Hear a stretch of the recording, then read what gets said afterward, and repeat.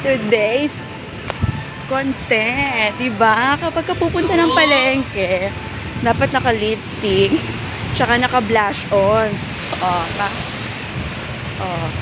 OOTD, palengke. So, ngayon, ang menu namin ay adobo. So, simple lang no? So, gawin na sinabi ko, pag pang wet market, sa SM pa rin ako bumibili. So, OOTD, mga mami, ito lang ha. I-boost lang natin ang confidence natin. It doesn't mean na nakaka-receive po tayo ng mga negative thoughts, no?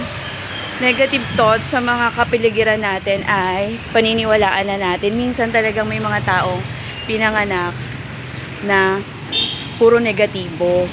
So, sa akin lang, ang lagi mo lang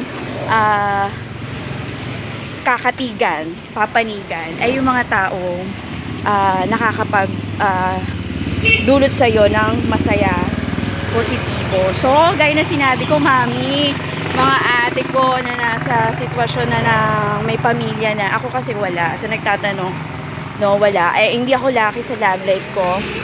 So, hanggang doon na lang, tuldukan na natin. Oo. So, you embrace, no, ako, kung ano yung dumating sa buhay ko at ano yung posible kong gawin. Dun I occupied my mind for that, no?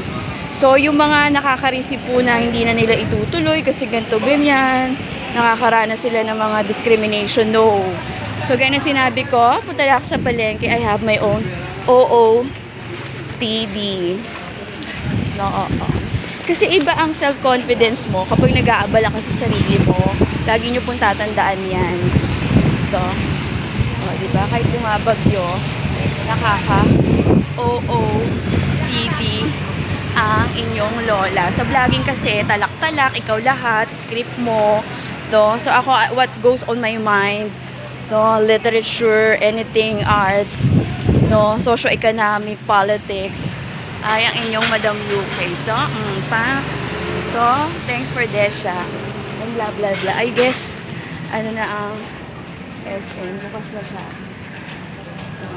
Open na. So, ayan na po. Dito ako bumibili ng baboy. Kuya, open na siya, kuya. Wala bang 7? Okay.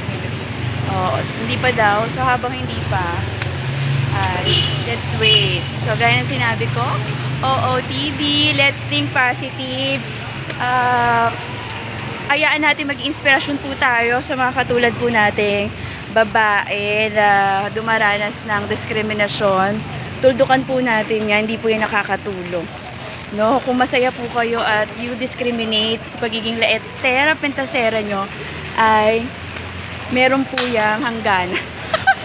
Sa oras na kayo ay nakaka-receive ng mga ganitong diskriminasyon, tawagin nyo lang po ang inyong Madam UK dahil ang Madam UK nyo po ay ayaw na ayaw po ng may mga babaeng naiiwan sa laylayan.